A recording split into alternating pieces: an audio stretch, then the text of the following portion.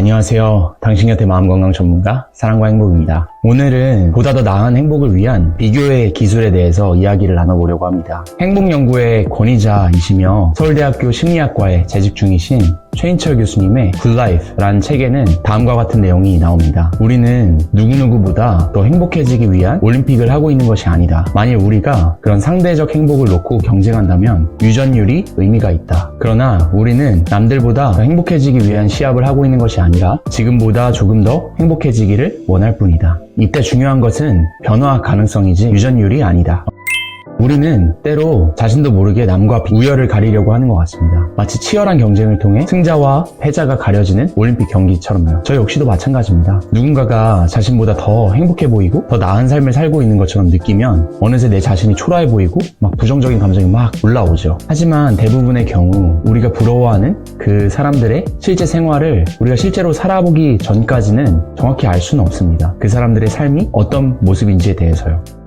다들 아시겠지만 특히 SNS 상에서 비춰지는 모습들은 주로 가장 행복하고 또 최고의 순간만을 담는 공간이기 때문에 그러한 모습들이 우리를 더욱더 비교의 늪으로 빠지게끔 하기도 하죠. 또 다른 비교의 함정은 그 비교 영역의 정점에 서지 않는 한 끝없는 비교가 반복될 수 있다는 것입니다. 예를 들어서 자신보다 돈이 더 많은 사람과 비교를 하기 시작한다면 이러한 비교는 전 세계 1위 부자가 되기 전까지 끝이 나지 않겠죠. 지금 전 세계 1위 부자가 앨런 머스크인가요?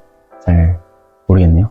아무튼 앨런 머스크가 되지 않는 이상은 이 비교는 끝이 나지 않을 겁니다. 그리고 이러한 비교는 1등만이 행복할 수 있다는 것을 전제로 하는 비교입니다. 그리고 그 1등을 제외한 나머지는 불행하다는 것을 의미하는 거죠. 하지만 꼭 비교를 부정적으로만 바라볼 필요는 없는 것 같습니다. 보다 더 행복한 삶을 위한 동기부여나 현재 삶에 감사하고 만족할 수 있게끔 도와주는 등의 비교의 순기능이 있으니까요. 사회심리학자인 박진영님께서 동아사이언스에 기고한 칼럼에서는 이러한 비교의 순기능과 관련해서 선긋기라는 표현을 쓰셨는데요. 칼럼의 제목 역시 남과의 비교가 내 삶을 괴롭힐 때 선긋기입니다. 칼럼에서는 더욱 행복한 삶을 위해서 동기부여될 수 있는 정도로만 비교를 허용하자라고 제시하고 있습니다. 즉 비교의 순기능만 취하자는 말이죠. 이 칼럼에 따르면 비교를 하기 시작해서 나는 무엇을 더 열심히 해야 되겠다 라거나 반대로 내가 잘 하고 있으니까 이제 좀 여유롭게 생각해도 되겠다 라는 판단이 섰다면 이미 비교의 기능을 충분히 누린 것이고 그 이상의 비교부터는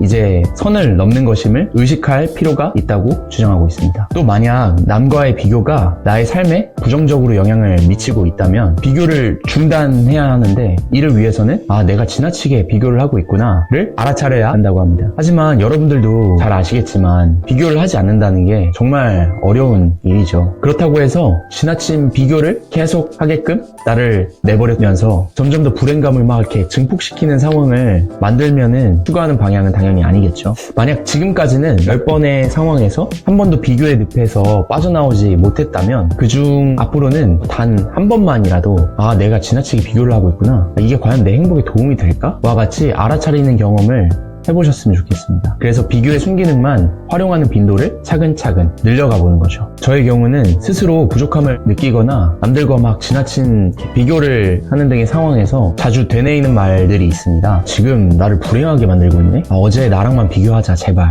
오늘 나름 열심히 살았으니까 어제의 나보다는 더 나은 사람이 된 거야. 1년 전에 비하면 난 진짜 점점 더 나아지고 있네. 이런 등등의 말을 자주 되뇌이게 됩니다. 이처럼 나 자신의 성장에만 초점을 맞추는 비교는 단 한 사람만 행복한 승자가 되는 것이 아니라 모든 사람이 행복한 승자가 될 수 있는 방식의 비교입니다. 처음에도 소개해드렸듯이 우리의 삶의 목적은 남들보다 더 행복해지기 위해서 경쟁하는 것이 아니라 그저 내가 지금보다 더 행복해지는 것입니다. 그래서 저나 여러분들 모두 지혜로운 비교를 통해서 비교의 순기능만 이렇게 딱 취하고 차근차근 더 행복한 삶으로 나아갈 수 있기를 진심으로 바라겠습니다. 제가 준비한 내용은 여기까지입니다. 오늘도 사랑과 행복을 곁들이는 하루가 되시길 바라겠습니다.